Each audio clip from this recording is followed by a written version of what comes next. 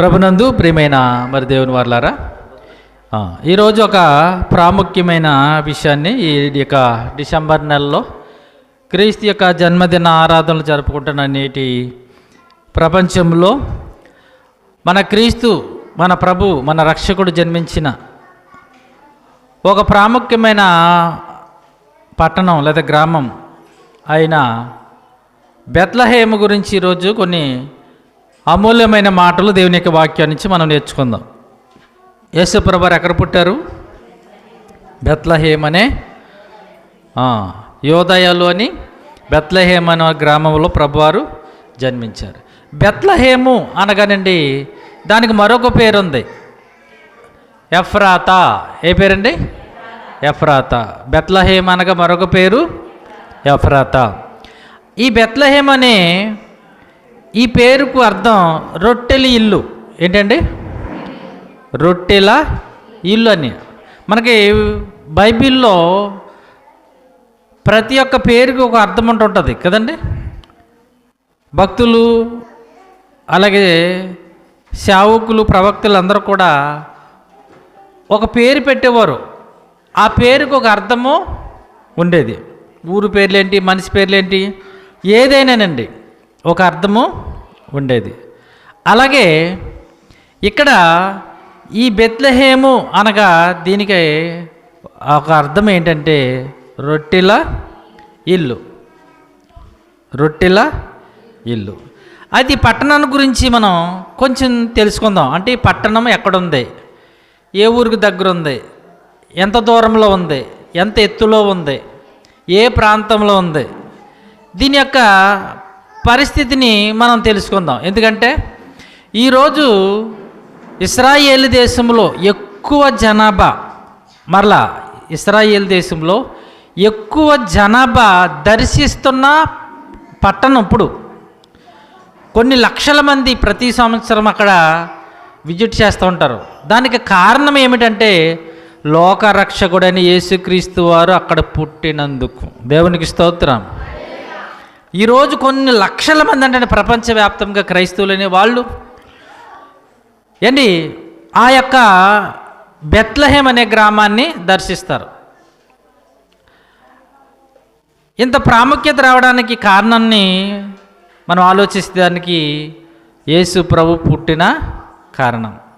అయితే ఆ ఒక్క కారణమే కాదు, ఇంకా కొంచెం కారణాలు ఉన్నాయి. ఈరోజు దేవుని యొక్క వాక్యం నుంచి ఈ యొక్క పట్టణం గురించి, దీని యొక్క విశిష్టత గురించి కొన్ని మాటలు దేవుని యొక్క వాక్యం నుంచి మనం నేర్చుకుందాం. ఈ యొక్క బెత్లెహేము అనే గ్రామం కొండ మీద ఉన్న పట్టణం. ఎక్కడుంది అది? కొండ మీద. మీరు గమనించారో లేదో, ఆ పాలస్తీనా దేశమంతా కొండల మీదే. ఒక గలిలయ అంటే ఒక నజరేత్ అయినా, మరలా ఒలివల కొండ అయినా, ఇవన్నీ కొండ మీద ఉన్న పట్టణాలే. ఎందుకంటే ఇంతకుముందు శత్రువులకు భయపడి పట్టణాలు ఎక్కడ కట్టుకునేవారు తెలుసండి? కొండల మీదే. ఇంతకుముందు మన దేశాన్ని పరిపాలించిన రాజులు కూడా పట్టణాలు ఎక్కడ కట్టుకునేవారు? రాజులు ఎక్కడ ఉండేవారు?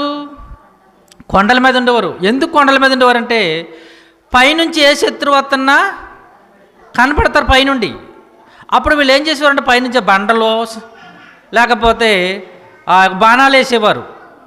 అదే లోయలో ఉంటే ఎవరికి కనిపించదు. కనుక సహజంగా పూర్వం ఒక పట్టణం కట్టుకోవాలంటే అది ఎత్తులో, కొండ మీద, ఎత్తు ప్రాంతాల్లో కట్టుకునేవారు. అయితే ఈ బెత్లెహేము అనే పట్టణం కూడా కొండ మీద ఉన్న పట్టణం. ఎక్కడుందండి? కొండ మీద. అయితే ఇది సముద్ర మట్టానికి, అంటే సుమారుగా గలిలయ సముద్ర మట్టానికి 775 మీటర్ల ఎత్తులో ఉందంట. ఎంతండి? 775 మీటర్లు సముద్ర మట్టానికి ఎత్తులో ఉంది. అయితే యెరూషలేము అనే పట్టణం అని బాగా తెలుసు. ఈ పట్టణానికి 10 కిలోమీటర్ల దూరంలో ఉందంట. అక్కడ ఎక్కడుంది? యెరూషలేము నుండి బెత్లెహేము గ్రామానికి ఎన్ని కిలోమీటర్లు? 10 కిలోమీటర్ల దూరంలో ఉంది. అయితే ఈ బెత్లెహేములో మన రక్షకుడైన యేసుక్రీస్తు పుట్టేవారు కదా, ఆ పుట్టినరోజు వేడుకను 3 సార్లు జరుపుకుంటారట 3 రోజుల్లో. జాగ్రత్తగానండి. యేసుక్రీస్తు వారు పుట్టిన ఈ క్రిస్మస్ అనే ఆరాధనని 3 రోజుల్లో జరుపుకుంటారంట. ఎవరు జరుపుకుంటారు, ఏ డేట్లో జరుపుకుంటారని మనం చూస్తే మొదటి క్రిస్మస్ డిసెంబర్ 25న జరుపుకుంటారంట. మొదటి క్రిస్మస్ డిసెంబరు 25. ఎవరు జరుపుకుంటారు అంటేనంటే దీనికి కూడా వాళ్ళు ఎవరు జరుపుకుంటారో మరి రాయబడింది. రోమన్లు, ప్రొటెస్టెంట్లు. అంటే క్రిస్టియన్లో కూడా రోమన్లు అంటే తెలుసు కదండి, ఆర్సిఎం వీళ్ళు ఉన్నారు కదా. ఈ ప్రొటెస్టెంట్లు, రోమన్లు డిసెంబర్ 25వ తారీఖుని బెత్లహేము గ్రామములో జరుపుకుంటారు.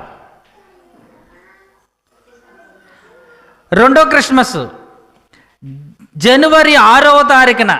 ఎప్పుడు? ఇదే బెత్లహేములో జనవరి 6వ తారీఖున జరుపుకుంటారంట. అప్పుడు ఎవరు జరుపుకుంటారంటే గ్రీకులు, కాప్టిక్, సిరియా ఆర్థోపెటిక్స్, అంటే వాళ్ళు క్రిస్టియన్స్ గ్రూపులు అన్నమాట. సిరియా వాళ్ళు ఏంటి, గ్రీకులు వాళ్ళు ఆర్థోడాక్స్ సంబంధించింది అన్నమాట. వాళ్ళు ఎప్పుడు జరుపుకుంటారు? జనవరి 6వ తారీఖున. ఇదే బెత్లహేం గ్రామంలో.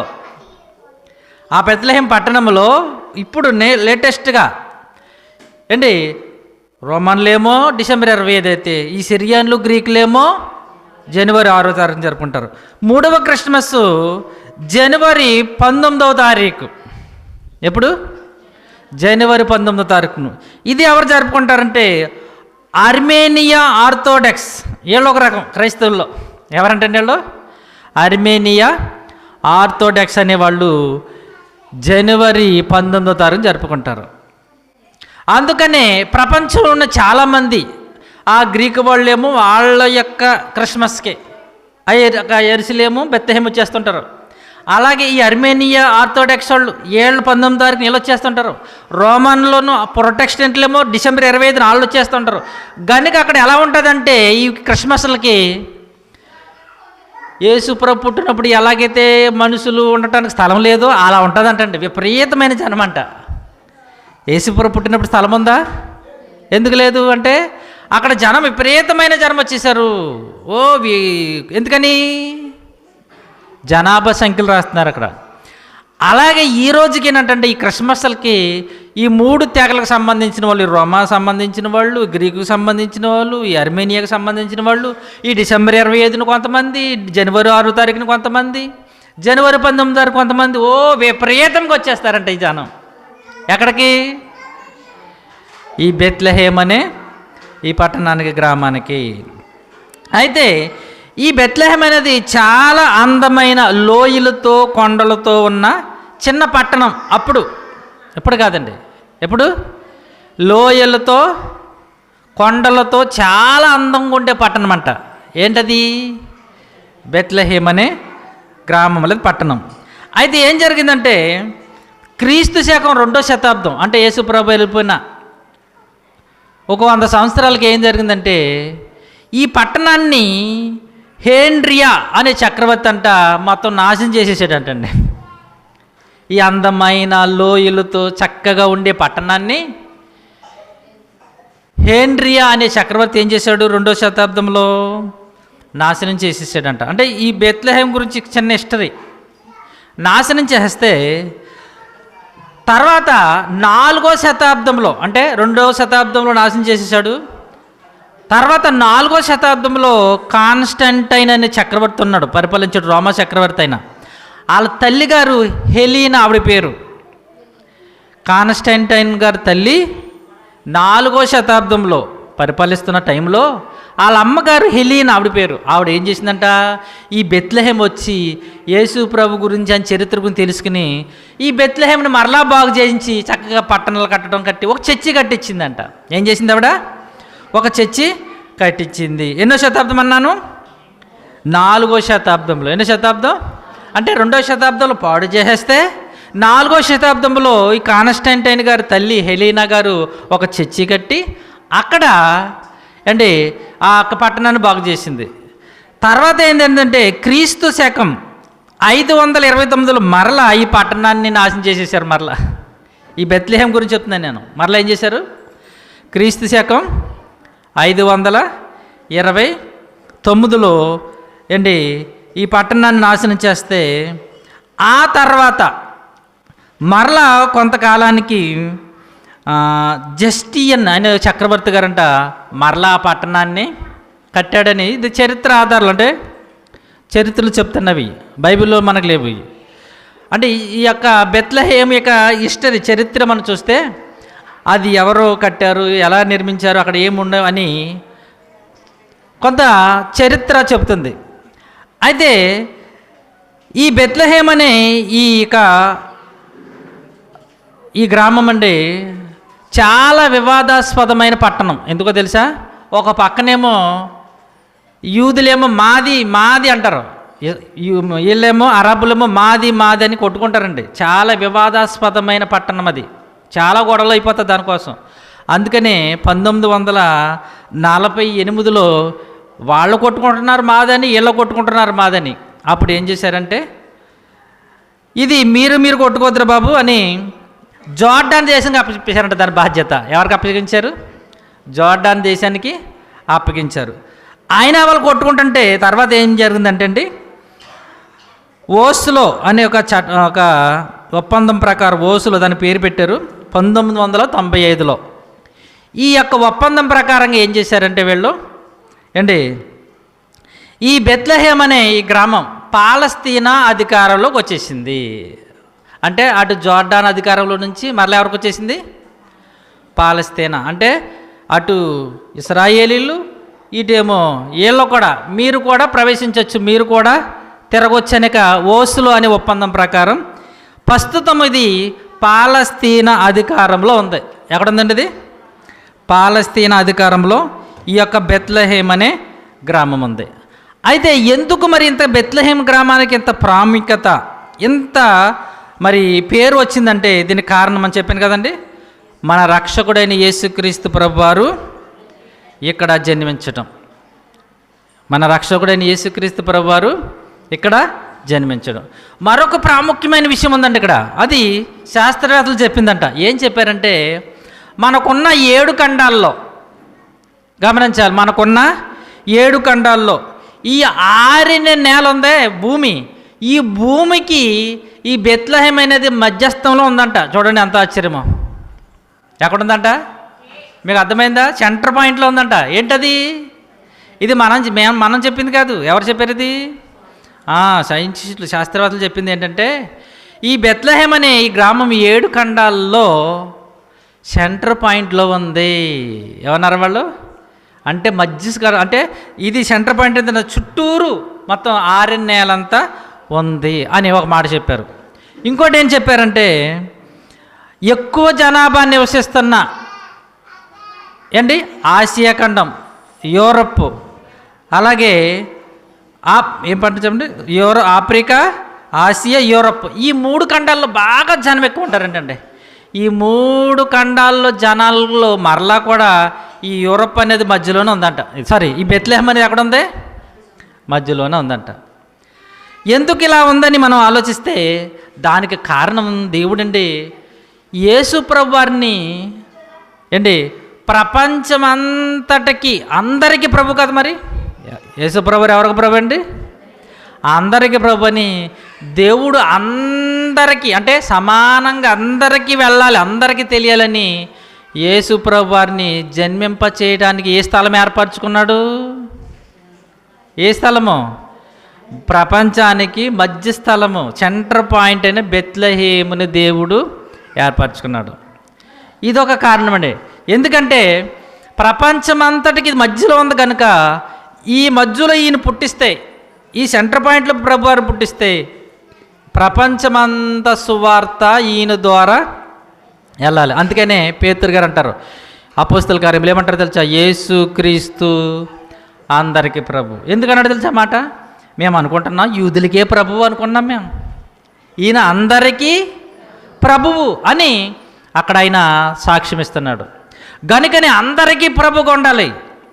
మీరు గమనించలేదు, ఏదన్నా పట్టణాలు కట్టినప్పుడు ఇది రాష్ట్రాలు కానీ దేశాలు కానీ అవి ఎక్కడ పెట్టాలని చూస్తారు ప్రభుత్వాలు? ఆ రాష్ట్రానికి మధ్యలో ఉండాలి. గమనించారా? ఇప్పుడు మనం కొట్టుకుంటున్నారు మన ఆంధ్రప్రదేశ్లో క్యాపిటల్ ఏదంటే విజయవాడ అని, లేదు వైజాగ్ అని, ఇలాగ ఎందుకు కొట్టుకుంటున్నారు? మీకు అర్థమైందా? క్యాపిటల్ అనేది ఎలా ఉండాలంటే రాష్ట్రాన్ని అందరికీ అందరి ప్రజలకు రావడానికి అనుకూలంగా ఉండాలి. ఏదో మూల పెడితే కుదరదు. ఎక్కడ పెట్టాలి అది? అటు ఏంటి అనంతపురం వాళ్ళైనా, ఇటు ఇవాళ శ్రీకాకుళం వాళ్ళైనా అందరూ రావడానికి అందరికీ సమానంగా ఉండాలి. అందుకే మధ్యలో ఉండాలి. అది విజయవాడ అయితే బాగుంటుంది అని అందరూ అభిప్రాయం ఇచ్చారు. అర్థమైంది మీరు? అంటే ఒక ప్రాంతం వాళ్ళకి దగ్గరుండి ఒక ప్రాంతం వరకు దూరం ఉండకూడదు. మీకు చెప్పాలంటే మనకి హైదరాబాద్ ఉన్నప్పుడు మనకి చాలా దూరం, తెలంగాణ వాళ్ళకి చాలా దగ్గర అది హైదరాబాద్ మనకి క్యాపిటల్, మనకి ఆంధ్ర ఉన్నప్పుడు. ఈ యొక్క మాటను మీరు మనసులో పెట్టుకుంటే సహజంగా ప్రజలందరికీ అందుబాటులో ఉండడానికి క్యాపిటల్ అనేది ఎక్కడ ఏర్పాటు చేస్తారు? అందరికీ దగ్గరగా, అందరికీ సమానంగా ఉండాలి. ఒకరికి ఎక్కువ ఒకరికి తక్కువ ఉండకూడదని. దేవుడు కూడా చూడండి, ఈ ప్రపంచ మానవులందరికీ రక్షకుడైన యేసుక్రీస్తు ప్రభువాన్ని ఎక్కడ పుట్టింపచేశాడు? బెత్లహేమ్ అనే గ్రామం. ఆ బెత్లహేమ్ అనే గ్రామంలో ఎందుకు జన్మింపచేశాడంటే ఇది ఆరిన నేలకి ఎక్కడుందంటే ఇది సెంటర్ పాయింట్లో ఉన్నది. అందుకనే దేవుడు యేసుక్రీస్తు ప్రభువారిని ఇక్కడ ఏర్పాటు చేయడం జరిగింది. మరలా ఇంకో విషయం ఏంటంటే, మరొక విషయం చెప్పారు. ఈ బెత్లహేము గ్రామానికి చుట్టుపక్కల ఉన్న అన్ని దేశాల్లో ఎవరో తెలుసా? అన్ని జనులు. ఎవరో? అరబ్బులు, మొత్తం అన్ని ముస్లిమ్స్ కంట్రీలే. ఇలా చూసుకుంటూ వెళ్తే ఈ యొక్క బెత్లహేము గ్రామానికి చుట్టూనున్న వాళ్ళందరూ కూడా మరలా అరబ్బులు, అన్ని జనులే. అంటే యేసు ప్రభుని దేవుడు ఆయన ఆలోచన చూడండి. అంటే ఒక సెంటర్ పాయింట్ మీరు గమనించలేదు, పిల్లలు చదువుకుంటున్నప్పుడు చుట్టూ లైట్ పెట్టాలంటే అక్కడ పెడతారు. అమ్మా, లైట్ పెట్టాలంటే అక్కడ పెడతారు, ఒక మూలన పెడతారా? మధ్యలో పెడతారు. మధ్యలో ఎందుకు పెడతారు గమనించారు మీరు? అందరికీ ఈ వెలుగు ఇలాగ రావాలి, చుట్టూ ఉన్న వాళ్ళందరికీ సమానంగా రావాలంటే ఎక్కడ పెట్టాలి? లైటు మధ్యలో పెట్టాలి. ఇప్పుడు దేవుడు ఏం మాస్టర్ ప్లాన్ ఏంటి దేవుడిది ఏంటి? గనుకనే లోకరక్షకుడని యేసుక్రీస్తు వెలుగు ప్రపంచమంతా వెలగాలని సెంటర్ పాయింట్ అయిన బెత్లహేమ్ అనే గ్రామములో దేవుడు యేసుక్రీస్తుని జన్మింపచేశాడు. దానికి ప్రవచనానుసారముగా మీకా గ్రంథము 5వ అధ్యాయము 2వ వచనాన్ని మీరు చూడగలిగితే అక్కడ చెప్తున్నాడు, ముందుగానే ప్రవచించేశాడు. ఇదిగో ఈ లోకాన్ని ఏలబోయే, ఈ లోకాన్ని రక్షించే నాథుడు, రక్షకుడు ఎక్కడ పడతాడో తెలుసా? బెత్లహేము, ఎఫ్రాతా, యోదా వారి కుటుంబములలో నీవు చిన్న గ్రామమైనను నా కొరకు ఇశ్రాయేలీయులను ఏలబోవాడు నీలో ఉండి వచ్చినని ప్రవక్త అయిన మీకా ద్వారా దేవుడు ముందుగానే చెప్పించాడు. ఈ లోకాల్ని రక్షించడానికి వచ్చే నాథుడు, రక్షకుడు ఎక్కడ పడతాడో తెలుసా? బెత్లహేములోనే. ఎందుకు ప్రభు అంటే అది మనకు తెలియదు, ఆయన తెలుసు కనుక ఇప్పుడు మనకు తెలిసింది. కానీ అప్పుడు వాళ్ళకేం తెలుసు? అప్పుడు వాళ్ళకి తెలుసా? తెలియదు వాళ్ళకి. ఈ ప్రపంచానంతటికి ఒక ఇంటిలో వెలుగు అందరికి రావాలంటే ఎలాగైతే మధ్యలో పెడతారో, అందరికీ వెలుగునివ్వటానికి ఒక స్తంభం ఎలాగైతే పెడతారో, అలాగే దేవుడండి ఈ ప్రపంచ మానవాళ్ళందరికీ ఒక వెలుగుగా సెంటర్ పాయింట్ అయిన బెత్లహేమ్ అనే గ్రామాన్నిలో యేసుక్రీస్తు ప్రభు వారిని దేవుడు జన్మింపచేశాడు. అందుకనే వాళ్ళు వెంటనే చూడండి, ఆ క్రమం చూడండి. యేసు ప్రభు గారు తండ్రి గారు వీళ్ళు ఎక్కడున్నారు? గర్భంతో ఉన్నప్పుడు ఏ ప్రాంతంలో ఉన్నారు? ఏ ఊర్లో ఉన్నారు తెలుసండి? యేసు ప్రభు వారు గర్భంలో ఉన్నప్పుడు, మరియమ్మ గారు గర్భంలో ఉన్నప్పుడు, ఈ మరియమ్మ గారు ఈ యేసప్ప గారు ఏ గ్రామంలో ఉన్నారు తెలుసా మీకు? గర్భంలో ఉన్నప్పుడు, పుట్టినప్పుడు ఇక్కడికి వచ్చేసారులేండి. తెలీదా? Very good. ఎక్కడండి? గలిలయలోని నజరేతు గ్రామంలో ఉన్నారు. గాబ్రియేలు దేవదూత మరియమ్మ గారికి ఆ గలిలయలోను ఆ నజరేతులోనే దర్శనమిచ్చింది. ఆమె కనిపించమ్మా నువ్వు ధన్యురాలు, నీకు గర్భంలో ఒక శిశువు పడుతున్నాడు, అతను ధర్వోన్నతుడిని దేవుని కుమారుడని ఆ గలిలయలోని నజరేతులోనే మరి మరియమ్మ గారితో దేవదూత మాట్లాడింది. అక్కడ అండి వారు ప్రసవ దినాల వరకు లేదా ఆమె గర్భం నిండేంత వరకు అక్కడ ఉండి ఆమె ప్రసవ దినం నిండుతున్నప్పుడు ఎక్కడికి వచ్చారు? ఇక్కడికి ఎందుకు వచ్చేసారు? ఇక్కడ పుట్టాలి అని చూసాడా. అందుకని దేవుడు ఏం ప్లాన్ వేశాడు? చక్రవర్తిని ప్రేరేపించేశాడు, జనాభా లెక్కలు రాయి అని.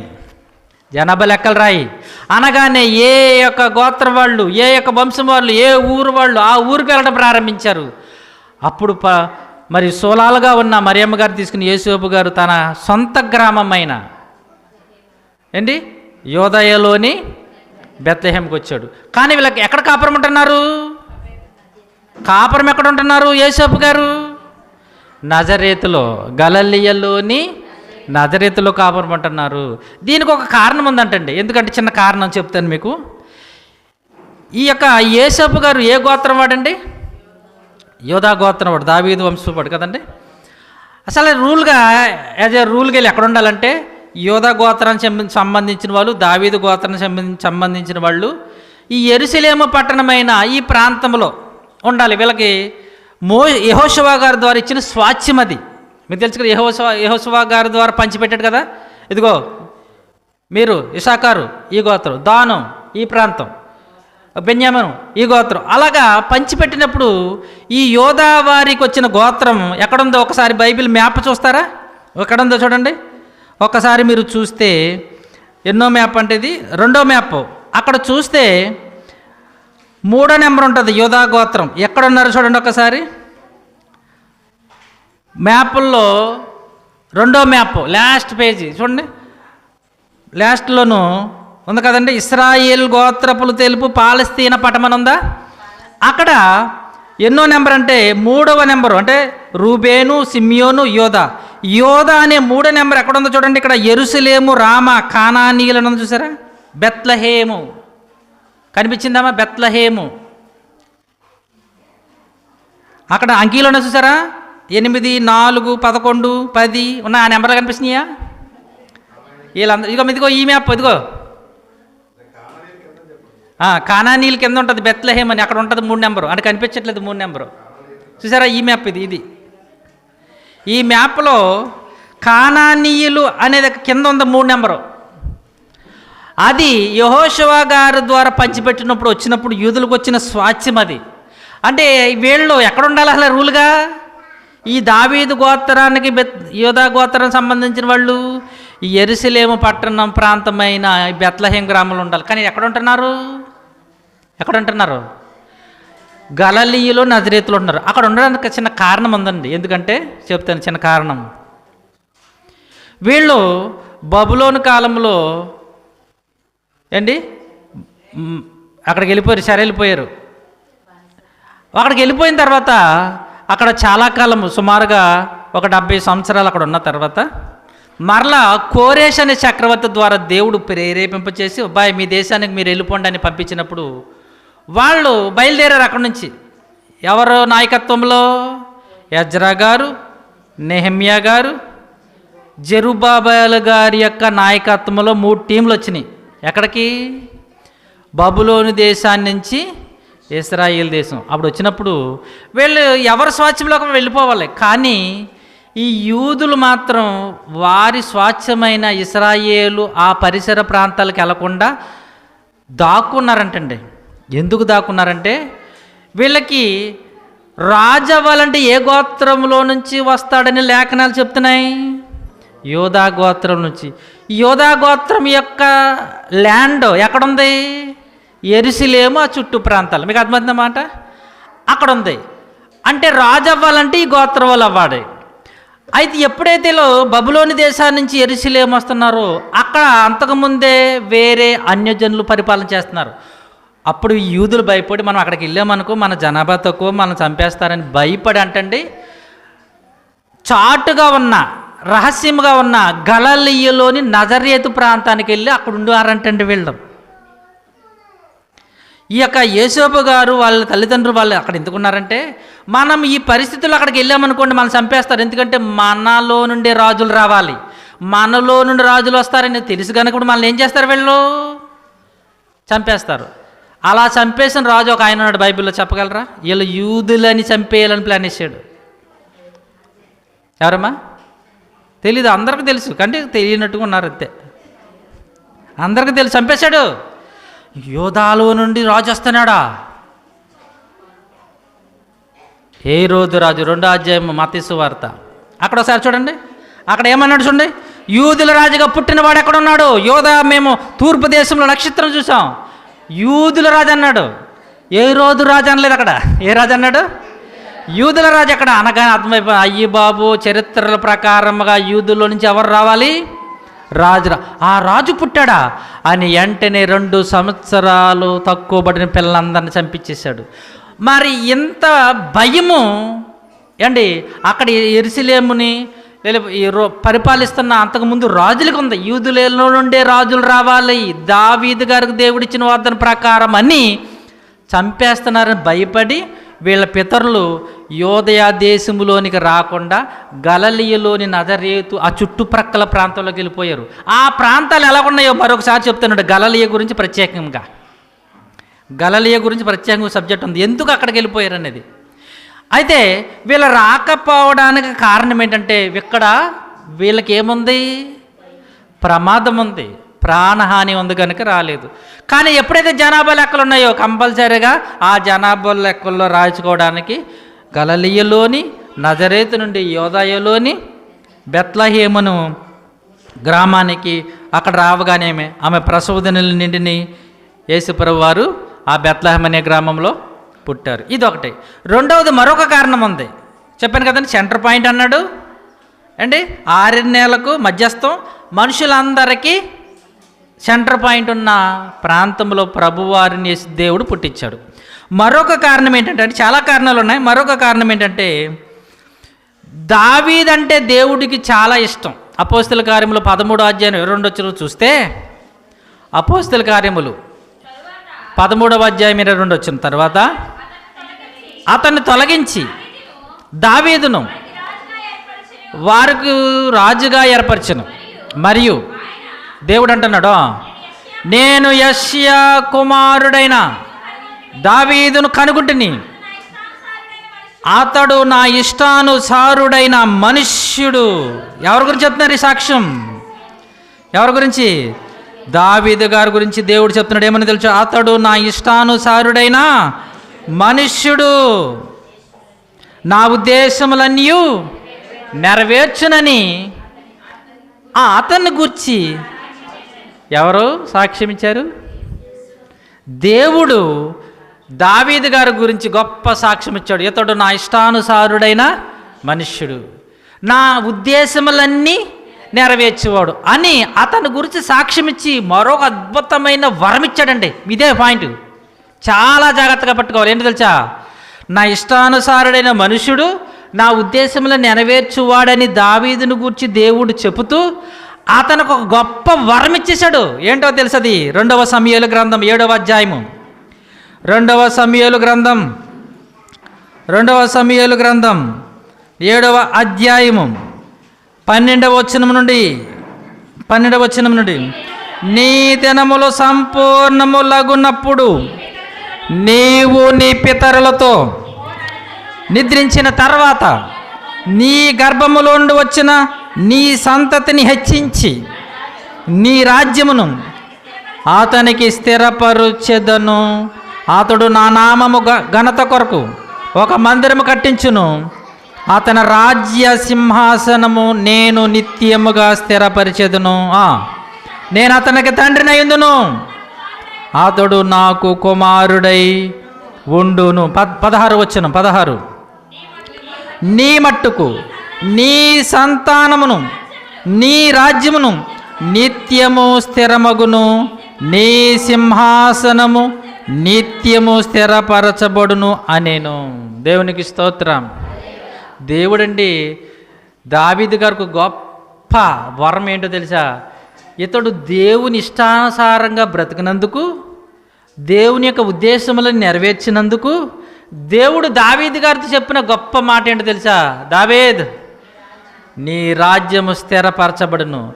ఎవడైనా రాజు రావాలంటే నీ సంతతిలో నుండే వస్తాడో రాసుకో అన్నాడు అంతే. అబ్బా పొంగిపడి దావీదు, అబ్బా ఏం వరం ఇచ్చావు నాయన, ఎంత దరిద్రుని గొర్రెలు కాసుకునే నన్ను రాజుని చేసి తరతరాలు నా వంశం నుంచే దావీదని ఒక మూల స్తంభం నుంచే రాజులు వస్తారా నాయన అని కింద ఉంటుందండి. చాలా ఆనందపడిపోయాడండి దావీదు. అంటే రాజులు గమనించారు ఇక్కడ, దావీదు గారికి దేవుడు ఒక వాగ్దానం చేశాడు. ఏమని? నీ వంశములో నుంచే, నీ గోత్రములో నుండి నేను ఒకరిని ఇచ్చిస్తాను, ఒక రాజుని చేస్తానన్నాడు. ఆ మాట ప్రకారంగా, దేవుడు చేసిన ఆ మాట, ఆ ప్రణాళిక ప్రకారంగా యేసు ప్రభువును కూడా, తన ప్రియ కుమారుడని యేసుక్రీస్తు ప్రభువును కూడా ఎవరి గోత్రంలోంచి పంపిస్తానన్నాడు? యోధా గోత్రంలో. మళ్ళీ యోధా గోత్రంలో చాలామంది ఉన్నారు. దావీదు, అందుకనే దేవదూత చెప్తుంది చూడండి, లోకాసు వార్త ఏమని చెప్తుంది చూడండి, ఏ వంశంలో నుంచి వస్తాడని చెప్తుంది లోకాసు వార్త. అక్కడ యోధా గోత్రమే. ఆ గోత్రములో చాలామంది ఉన్నారు.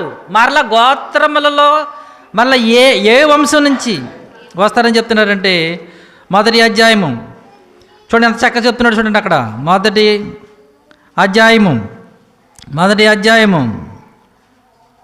32వ వచనం, ఆయన గొప్పవాడై సర్వోన్నతుని కుమారుడు అనబడును.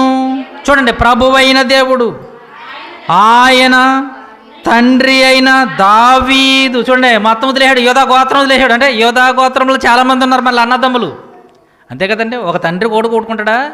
చాలామంది కొడుకులు ఉంటారు. ఎందుకంటే దావీదు గారి తండ్రి పేరేంటి అమ్మా? యెష్యా. ఆయనకి ఎంతమంది పిల్లలు ఉన్నారు? యానమండుగురు. 7వ వాడు దావీదు. ఆ 7గురు పక్క పడేశాడు అంతే. దావీదే నాకు కావాల్సింది ఎవరు? మరి యోధా గోత్రం అంటే ఇంకెంతమంది ఉంటారో ఈ చెట్టు, ఇది అంత పెద్ద వృక్షమో ఆలోచించండి. వీళ్ళందరిని పక్కెట్టేశాడు. ఎందుకో తెలుసా? దావీదు నా ఇష్టానుసారమైన మనుషుడు, నా పనికి నేనంటే పిచ్చండి దావీదుకి. నా యొక్క పని నేనన్నగా చాలా ఇష్టం దావీదుకి. గనుకనే యోధా గోత్రములో ఎందరో ఉన్నారు, అవసరమైతే వాళ్ళ అన్నదమ్ములే ఉన్నారు, 7గురు, వాళ్ళు కూడా పక్కపడాయి. తన తండ్రి అయిన దావీదు ఎవరు నచ్చించాడు అక్కడ? దావీదు సింహాసనమును ఆయనకి ఇచ్చును, ఆయన యాకోబు వంశస్థులను యుగములు ఏలును. అంటే దేవుడు యోధా గోత్రంలో దావీదు మరలా వంశం సంతతి. చూడు అక్కడ ఎంత గొప్పగా దేవుడు అంటే, దావీదు గోత్రము, దావీదు వంశము, దావీదు పట్టణము, దావీదు సింహాసనము, యేసుక్రీస్తు ప్రభుని జన్మింపచేశాడు. అది ఒకట కారణము. ఎందుకని దావీదు ఎక్కడ పుట్టాడు తెలుసా మీకు? చూడండి, సమూయేలు గారు రాసిన మొదటి గ్రంథం, దావీదు గారి దేవుడు చూడండి. సమూయేలు గారు రాసిన మొదటి గ్రంథం 16వ అధ్యాయం. దావీదు గారిది కూడా ఈ బెత్లెహేమే.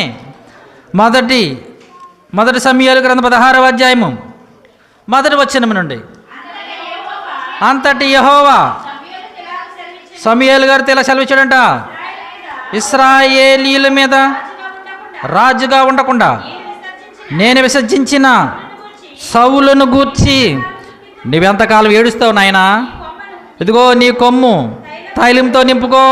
చూడండి అక్కడ ఉండే బెత్లెహేమీయుడైన, చూడండి బెత్లెహేమీయుడైన యెష్యా యొద్దకు వెళ్ళు. అక్కడ ఒకటి రాజు ఉన్నాడు. యెష్యాకి ఎంతమంది పిల్లలని చెప్పాను? 8 ఆ 8 నా ఇష్టానుసారుడైన, నా ఉద్దేశంలో నెరవేర్చుకోవడం ఉన్నాడు. ఆడి పేరు చెప్పలేదు ఎంతకని దేవుడు. అమ్మా, యెష్యాకి 8 కుమారులు ఉన్నారు.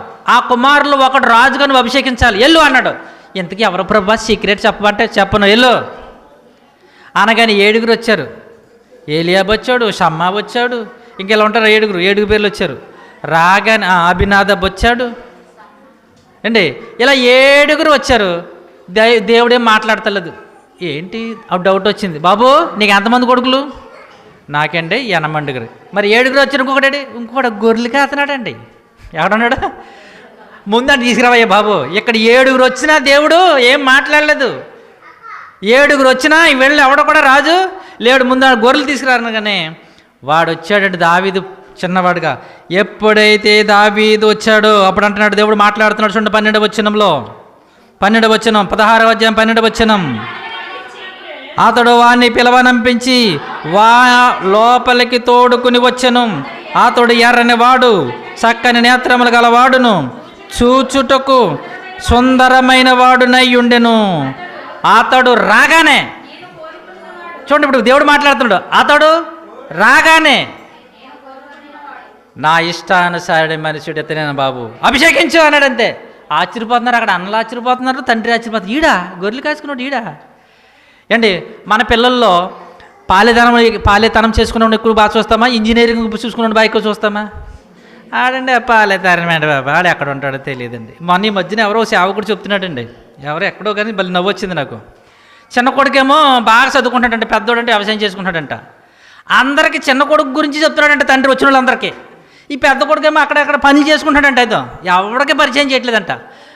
ఈ పాస్టర్ గారు అనుకున్నాడంట, ఈ పనుడేమో అనుకున్నాడంట. అనుకుని ఏదో పని చెప్తే అవయ్యా కొంచెం పని చేయంటే చేయలేదంట. అప్పుడు వెళ్ళి తండ్రి దగ్గరికి, ఏంటి మీ పనుడు సరిగ్గా పని చేయట్లేదు అన్నాడంట. ఎందుకు పనుడు కాదు, పెద్ద కొడుకాడు. అయిపో పనుడు కాదండి మా పెద్ద కొడుకు. మరి ఆడ గురించి ఎవరికి పరిచయం ఏంటి చేయవేంటి అంటే, ఆడండి కూలి పని చేసుకుంటాడండి ఏమన్నాడట. అంటే ఈరోజు సమాజం ఇదే సేమ్ పొజిషన్ ఎవరి కుటుంబంలో ఉంది? దావీదు గారి కుటుంబంలో కూడా ఉంది. వాళ్ళందరేమో యుద్ధాల్లో ఉంటున్నారు. ఏలియాబు, అమ్మినాదాబు, షామ్మా వీళ్ళందరూనేమో యుద్ధంలో రాజు దగ్గర ఉంటున్నారు. ఈడెక్కడ ఉంటున్నాడు? అరణ్యంలో గొర్రెల దగ్గర ఒంటరిగా ఉంటున్నాడు. అందుకని వాడిని తీసుకురాలేదు తండ్రి. అందరు కొడుకులను తీసుకొచ్చి నిలబెట్టాడు సమయాల దగ్గర, వీడిని మాత్రం వదిలేశాడు. ఈ గొర్రెలు కాసుకున్నాడు ఆడు పట్టించుకుంటాడు. కానీ దేవుడు మాత్రం ఆ గొర్రెలు కాసుకున్నవాడిని నేను చూశాడు, తీసుకురావన్నాడు.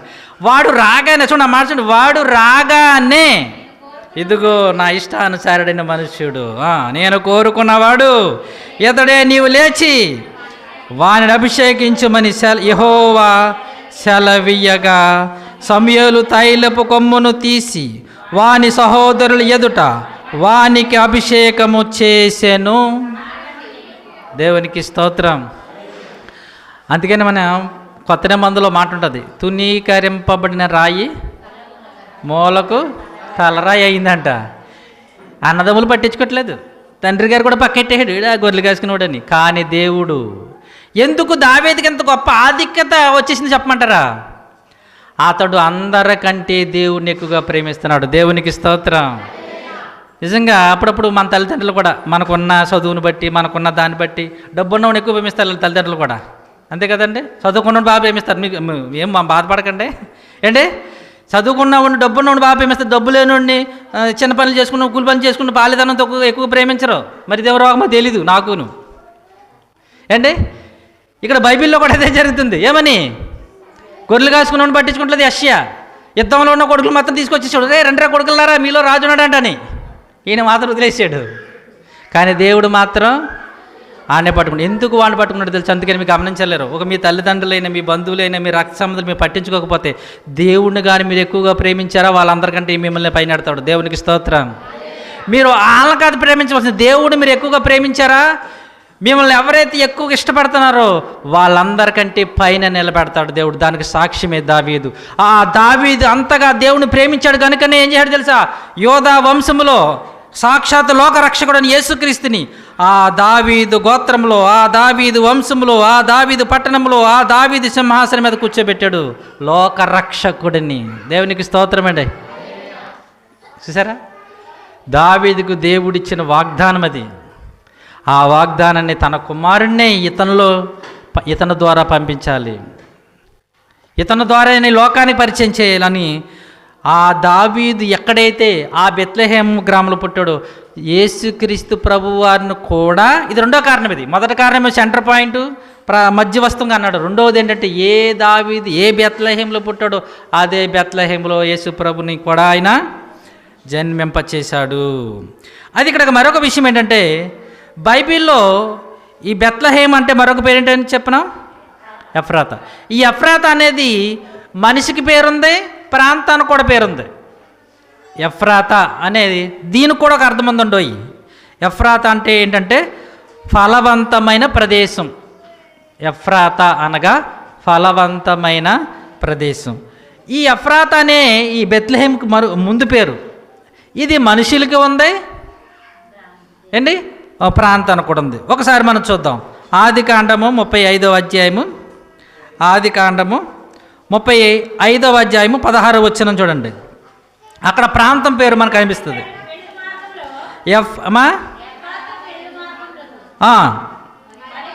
మరికొంత దూరము ఉన్నప్పుడు, ఎక్కడి నుంచి చదవాలంటే 16 చదువుతున్నారు కదా, ఇక్కడ నుంచి చదవాలి. వారు బేతేలు నుండి అనాలి, అక్కడి నుంచి రావాలి. వారు బేతేలు నుండి ప్రయాణమైపోయిరి, ఎఫ్రాతాకు వెళ్ళు మార్గములో మరికొంత దూరం ఉన్నప్పుడు. ఇక్కడ ఏం జరిగిందో తెలుసా? వీళ్ళు ప్రయాణం చేస్తున్నారు, యాకోబును వారి పిల్లలందరూ. కానీ కరెక్ట్గా ఈ బెత్లెహేము లేదా ఎఫ్రాతా అనే ప్రాంతంకి వచ్చేటప్పటికి రాహేలు గారు చనిపోయారు. అక్కడ తన రెండో కుమారుణ్ణి ప్రసవిస్తూ అక్కడ చనిపోయింది. గనుకనే 19వ వచనంలో యాకోబు గారు ఏం చేశారంటే, అట్లు రాహేలు మృతు నొంది బెత్లెహేము ఎఫ్రాతా మార్గమున పాతి పెట్టబడును. ఎప్పుడైతే ఆ మార్గంలో ఆ బెత్లెహేము అంటే ఎఫ్రాతా దగ్గర చనిపోయిందో అక్కడే ఆమెని పాతి పెట్టేసాడట. అంటే ఇది ఆ ఎఫ్రాతా అనేది ఏంటంటే ఒక ప్రాంతము. ఇప్పుడు మనిషి పేరు గురించి చూస్తే దినవృత్తాంతములు 1వ గ్రంథం మనిషి పేరు కూడా ఉంది. దినవృత్తాంతములు 1వ గ్రంథం 2వ అధ్యాయము 19వ వచనం. దినవృత్తాంతములు 2వ అధ్యాయం 19వ వచనం చదువుతున్నామా? అజూబా చనిపోయిన తర్వాత కాలేబు ఎఫ్రాతాను వివాహము చేసుకొనగా. ఎవరిని పెళ్లి చేసుకున్నాడంట? ఊర్నా మనిషిని. ఎఫ్రాతా మనిషి. అక్కడేంటి? ఒక ఊరది ఎఫ్రాతా. ఇక్కడ ఎఫ్రాతాను వివాహము చేసుకొనగా అది అతనికి హూరును కనెను. వీళ్ళు కూడా యోధా గోత్రానికి సంబంధించిన వాళ్ళే, తెలుసా? వీళ్ళు కూడా యోధా గోత్రం నుంచి వచ్చిన వాళ్ళే. ఈ యోధా గోత్రం నుంచి వచ్చిన ఒక ఆయన పేరేంటంటే కాలేబు. కాలేబు అనగానే ఇక్కడ కాలేబులు కూడా ఒకళ్ళు ఉంటారు. బైబిల్లో చాలా పేర్లు ఉంటాయి ఒకరికి. ఈ కాలేబు వేరు. ఏది యెహోషువ గారి ద్వారా వెళ్ళిన కాలేబు కాదు ఈయన. మీకు తెలుసా? అరణ్యములు ఉన్నప్పుడు కానాను దేశం చూడటానికి మోషే గారు ఎంతమందిని పంపించారు? 12 మందిని పంపించాడు. ఒక గోత్రానికి ఒకడినే. ఆ 12 మందిలో 10 మంది ఏమో చెడ్డ సమాచారం చెప్పారు, 2 మాత్రం మంచి సమాచారం చెప్పారు. ఆ 2 ఎవరు? యెహోషువ, కాలేబు. కానమా యెహోషువ ఏమో ఒక గోత్రం వాడు, కాలేబేమో ఒక గోత్రం వాడు. వీళ్ళిద్దరే మంచి వార్త చెప్పారు.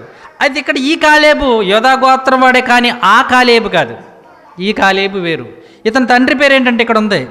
ఇతని తండ్రి పేరేంటి అమ్మా? ఇతని తండ్రి పేరు మనం చూస్తే ఎన్నో వచనంలో ఉంటుందంటే 4వ వచనం చూడండి. 4 కాదు 5వ వచనం. పేరేసు కుమారులు ఎస్రోను హాములు. ఇక్కడ లేదు, ఇక్కడ కాదు, ఎక్కడ ఉందంటే ఎన్నో వచనంలో కనిపించట్లేదు నాకు ఇది. ఒకటి ఇతని తండ్రి పేరైతే పేరేసు వంశం నుంచి వచ్చిన వాళ్ళు. పేరేసు వంశాన్ని నుంచి వచ్చిన కాలేబు వీళ్ళు. అయితే ఈ కాలేబు వేరు, ఆ కాలేబు గారు ఆయన వేరు. అయితే ఈ కాలేబు గారు ఎందుకు వచ్చారంటే, ఈ కాలేబు గారు ఎవరిని పెళ్లి చేసుకున్నాడు? ఎఫ్రాతాను. ఎవరిని చేసుకున్నాడు? ఎఫ్రాతాను అని పెళ్లి చేసుకున్నాడు. అయితే ఇంకో విచిత్రం ఏంటంటే, బెత్లెహేమ్ అని చెప్తున్నాం కదా, బెత్లెహేము కూడా ఊరి పేరు ఉంది, మనిషి పేరు కూడా ఉంది. చూడండి, మనిషి పేరు మనది, ఊరి పేరు అంటే తెలిసి అలాగో. అయితే చూడండి ఒక్కసారి మొదటి దినవృత్తాంతములు 2వ అధ్యాయములోనే మొదటి దినవృత్తాంతముల గ్రంథం 2వ అధ్యాయము 50వ వచనము 51వ వచనం ఒకసారి చూడండి. ఎఫ్రాతాకు జ్యేష్ఠుడుగా పుట్టిన హూరుకునుడైన కాలేబు కుమారులు ఎవరనగా కిర్యత్యారీము తండ్రి అయిన శోబాలును. నెక్స్ట్ మాట బెత్లహేము తండ్రి అయిన సల్మాయును. ఇక్కడ బెత్లహేము తండ్రి అయిన సల్మాను అంటున్నాడు. అంటే ఇక్కడ ఒక అతని పేరు. ఇందాక ఎఫ్రాతేమో ఎవరి పేరు తెలుసా? ఇందాక నేను చెప్పాను చూసారా, అది ఆడావుడి పేరు, స్త్రీ పేరు. ఇక్కడ ఈ బెత్లహేము పురుషుని పేరు. ఎవరిది? పురుషుని పేరు. ఎఫ్రాతనేమో ఒక స్త్రీ పేరు కనిపించింది మనకి. ఇక్కడ బెత్లహేము తండ్రి అయిన సల్మాన్ అని ఇక్కడ ఒక పురుషుని పేరు ఇక్కడ మనకు అనిపిస్తుంది. అయితే ఈ బెత్లహేమ్ అనే దాన్ని ఎవరికి ఇచ్చారు తెలుసా? దేవుడు చెప్పాను, ఎవరికి ఇచ్చాడు దేవుడు స్వాస్థ్యముగా? యెహోషువ గారి కాలంలో చెప్పాను మొదటగా. ఈ బెత్లహేము ఈ యెరూషలేము ప్రాంతాన్ని ఏ గోత్రం వారికి యెహోషువ పంచిపెట్టించాడు? యోదా పక్కన తమ్ముడు బెన్యామీను గోత్రాలకి ఆ ప్రాంతం ఇచ్చాడు కనుక వాళ్ళకు ఉండేది. కానీ కొంతకాలానికి ఏమైందంటే చెప్పాను కదా, వాళ్ళు చెరలోకి వెళ్ళిపోయిన తర్వాత వచ్చినప్పుడు వారి స్వాచ్ఛమైన వారి గోత్రాలు రాకుండా అక్కడక్కడ దాక్కున్నారు, సీక్రెట్గా ఉండేవారు వాళ్ళు. ఎందుకంటే ఆ గోత్రానికి ప్రమాదం ఉండే, వేరే గోత్రాలకు ప్రమాదం లేదు. మరలా ఎందుకు చెప్పగలరా? మిగిలిన 11 గోత్రాలకు ప్రమాదం ఏమీ లేదు, యోధా గోత్రానికే ప్రమాదం. ఆ యోధా గోత్రంలో దావీదు వంశానికి మరీ ప్రమాదం. ఎందుకని? రాజులు రావాలంటే ఈ గోత్రం నుంచి రావాలి. అందుకనే దావీదు గచగచగచ వణుకుపోతున్నాడు. యూదుల రాజుగా పుట్టినవాడు ఎక్కడ అనగానే ఇప్పుడు నా పని అయిపోయిందా? యూదుల రాజుగా పుట్టినవాడు ఎక్కడని అడగగానే ఇతను భయం పట్టుకుందంటే కారణం, అమ్మో యూదా గోత్రం రాజు పుట్టేశాడన్నమాట, ఇంకా నా రాజ్యం పోద్దని భయమేసి వెంటనే ఆ జ్ఞానుల చేత సమాచారాన్ని తెలుసుకుని 2 సంవత్సరాల పిల్లలందరినీ చంపించేశాడు, ఇశ్రాయేల్ పిల్లలందరినీ. చూసారా ఎంత భయమో యోధా గోత్రం అంటే? యోధా గోత్రం అంటే ఎంత భయమో చూడండి. యూదులంటే ఎంత భయమో చూడండి. దావీదు వంశం వారంటే ఇంకెంత భయమో చూడండి వాళ్ళకి. ఎందుకంటే రాజులు అనేవాళ్ళు అక్కడ వస్తారు కనుకనే వాళ్ళు సీక్రెట్గా అక్కడ దాక్కునేవారు. అయితే ఇంకా ఈ బెత్లహేమును గురించి, ఈ బెత్లహేము గ్రామంలో చాలా ప్రముఖులు కూడా ఉన్నట్లుగా మనం గమనిస్తాం. చూస్తే రూతు గారి గ్రంథంలో నయోమి గారిది కూడా ఎవరు? మొదటి అధ్యాయము రూతు మొదటి గ్రంథం. ఈ నయోమి గారిది కూడా ఎవరు చూడండి ఒకసారి. న్యాయాధిపతులు ఏలిన దినములయందు దేశములో కరువు కలుగగా. చూడండి, యోధా బెత్లహేములో నుండి ఒక మనుషుడు తన భార్యను తన 2 కుమారులు వెంట పెట్టుకుని మోయాబు దేశమునకు కాపురముండుటకు వెళ్ళెను. ఆ మనుష్యుని పేరు ఎలిమెలెకు, అతని భార్య పేరు నయోమి. ఈ నయోమి గారి యొక్క కోడలు, ఇప్పుడు నేను ఎవరిని అడుగుతున్నా వారు చెప్పేస్తారు వెంటనే. నేను అడుగుదాం అనుకుంటున్నాను ఎవరినైనా, నయోమి గారి కోడలు ఎవరు అండి? ఎవరు ఆవిడ? అమ్మ ఏమని బిడ్డలు అడుగుదామా? వీళ్ళు చాలా స్పీడ్ బైబిల్ చదువుతున్నారు చాలా. ఎవరు ఆవిడ? నయోమి గారి కోడలు తెలుసమ్మా? వార్ప కరెక్టే, వార్ప కూడా ఉంది. ఇంకా ఏ గ్రంథాన్ని చదివామో ఆ గ్రంథకర్తరాలు రూతు గారు. ఎవరు? రూతు గారు. ఈ రూతు గారిది ఏ వంశం అంట? వీళ్ళకి కూడా ఒక వంశం ఉంది. ఏ వంశానికి సంబంధించిన వాళ్ళు తెలుసా? చదివారు. మోయాబు. ఏమిటండి? మోయాబీలు. మోయాబీలు అంటే ఇశ్రాయేల్కి పడదు, వాళ్ళకి వీళ్ళకి పడదు. వాళ్ళ అన్ని జనులు, వీళ్ళ దేవుని పిల్లలు. కానీ ఇక రూతు చాలా అదృష్టవంతురాలు. ఇంకా చివరికి వెళ్ళమంటారా? ఈ మోయాబీయులు ఎక్కడి నుంచి వచ్చారు తెలుసా? వీళ్ళ మూల పితరుడు ఎవరో తెలుసా అమ్మా? అతను కూడా చిన్నోడు కాదు, చాలా ఉన్నతమైన పేరు, గొప్ప పేరున్నవాడు. తెలుసా మీకు? అది కూడా చెప్తాను ఆదికాండంలో. Very good. ఎవరండాలో? లోతు వంశీయులలో, లోతు కుమార్తెల ద్వారా వచ్చిన వాళ్ళు ఎవరో? ఈ మోయాబును అమ్మోనీయులు అనే వాళ్ళు ఏంటి ఈ యొక్క లోతు సంతానం నుంచి వచ్చిన వాళ్ళు వీళ్ళు. కనుకనే లోతు పోగొట్టుకున్న అర్హత నయోమి సంపాదించుకుంది. ఒకప్పుడు లోతు పోగొట్టుకున్నాడు మంచి ఆశీర్వాదాలని, దీవెనల్ని. కానీ అదే వంశాన్ని నుంచి, అదే గోత్రం నుంచి వచ్చింది ఈ రూతు. ఈమె మాత్రం సంపాదించుకుంది. సాక్షాత్తు లోకరక్షకుడని యేసుక్రీస్తు వంశావళిలోకి వెళ్ళిపోయింది. ఎక్కడికి వెళ్ళిపోయింది? మత్తయి సువార్త ఎక్కడికి వెళ్ళిపోయింది చూడండి. ఇవిడ మత్తయి సువార్తలో ఉంటుందమ్మా. కనెను, సల్మాను, రాహాబునందు, బోయాజు. చూడండి, వచ్చిన 5వ వచనం చెప్తున్నారు. ఎక్కడికి వెళ్ళిపోయింది చూడండి ఇప్పుడు పేరు. అమ్మా, ఈమె పేరు ఎక్కడికి వెళ్ళిపోయింది తెలుసా? సాక్షాత్తు లోకరక్షకుడు అని యేసుక్రీస్తు వంశావళిలోకి వెళ్ళిపోయింది. ఒక అన్యురాలు, అసహించుకునే వాళ్ళని ఎవరు ఇష్టపడరు. అయ్యో వీళ్ళ తండ్రి తల్లి సరైన లేని వాళ్ళు కదని పక్కకు పెట్టేసిన వాళ్ళు ఎక్కడికి వెళ్ళిపోయింది? ఆమె దేవుని ప్రేమించటం, దేవుని భక్తురాలైన నయోమిని అంటిపెట్టుకుని తన దేశాన్ని, తన ప్రజల్ని, తన గ్రామాన్ని విడిచిపెట్టి యెరూషలేము వచ్చేసింది, బెత్లెహేము వచ్చేసింది. ఆ బెత్లెహేము రావటాన్ని బట్టి ఈమె ఎక్కడికి వెళ్ళిపోయింది చూడండి. ఆ పేరు చూడండి ఒకసారి, మరలా చదవండి. 5వ వచనం. నయసోను సల్మానును కనెను, సల్మాను రాహాబునందు బోయాజును కనెను, బోయాజు రూతు నందు ఓబేదును కనెను. రూతు గారి స్త్రీ పేరు కూడా రాశాడు గోత్రంలో. చూడండి ఇంకా ఎంత అదృష్టం, ఎంత గొప్పవాళ్ళు చూడండి. వీళ్ళ పేరు పురుషుల యొక్క గోత్రంలో స్త్రీ పేరు కూడా మెన్షన్ చేశాడు. అంటే ఎంత గొప్పదో చూడండి. ఆవిడ రూతు గారని ఆవిడ. ఇక్కడ అందరు పురుషుల పేర్లు ఉంటాయండి, కానీ ఇక్కడ 4 పేర్లు ఉంటాయి ఆడవాళ్ళి. వాళ్ళు దేవుని కోసం చాలా ఉన్నతమైన భక్తి జీవితాన్ని వాళ్ళు జీవించారు. కనుక దేవుడు వాళ్ళ పేర్లు మరీ రాయించాడు. మాట్లాంటి దేవుని గ్రంథంలో వాళ్ళ పేర్లు రాయించటం, వరుస క్రమంలో రాయించటం ఆలోచించండి. గనుక ప్రియమైన దేవుని వర్లరా, ఇక్కడ నయోమి గారిది ఎవరు? నయోమి గారిది వెరీ గుడ్. మీరు చాలా కన్ఫ్యూజ్ అయిపోతున్నారే పేర్లను బట్టి అంటారా? నయోమి గారిది బెత్లెహేము, రూతు గారిది కూడా ఇప్పుడు ఏ ఊరు అయిపోయింది? బెత్లెహేమే అయిపోయింది. ఓకే, ఇంకా ఎవరున్నారంటే దావీదు గారిది అదే ఊరని చెప్పుకున్నాం. ఇంకా న్యాయాధిపతుల గ్రంథం 12వ అధ్యాయము, న్యాయాధిపతుల గ్రంథం 12వ అధ్యాయం 8వ వచనం. అతని తర్వాత బెత్లెహేము వాడైన ఇబ్సాను, అంటే న్యాయాధిపతుల్లో ఒక న్యాయాధిపతి, ఆయన పేరు ఇబ్సాను. ఆయన కూడా బెత్లెహేము గ్రామానికి సంబంధించిన వాడు.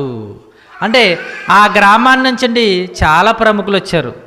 ఆ ప్రముఖుల్లో నుండి బాగా ఎక్కువ ఉన్నతమైన ప్రముఖులు ఎవరంటే దావీదు, ఆ దావీదు తర్వాత యేసుక్రీస్తు ప్రభువారు. అందుకని వీళ్ళిద్దరికి కంపేర్ని ఎలా ఉంటుందంటే, ఇతడు నా ఇష్టానుసారైన కుమారుడు అంటాడు. ఎవరి గురించి? దావీదు గారి గురించి. యేసుప్రభు గురించి ఏమంటాడు తెలుసా? ఇదిగో ఈ నా ప్రియ కుమారుడు అంటాడు. దావీదు గురించేమో నా ఇష్టానుసారుడైన మనుష్యుడు దావీదు అంటాడు. యేసుప్రభు గురించేమో ఇదిగో ఈయన నా ప్రియ కుమారుడు. ఎందుకంటే దేవుని ఇష్టాన్ని ఖచ్చితంగా కరకచ్చిగా నెరవేర్చిన వాళ్ళు అంటే వీళ్ళు. దావీదును బట్టి యేసుప్రభు ఆ గోత్రంలోని ఆయన్ని రప్పించాడు. ఇదండి యోధా బెత్లెహేము గ్రామం అనుకున్న చరిత్ర అండి. అది ఈరోజు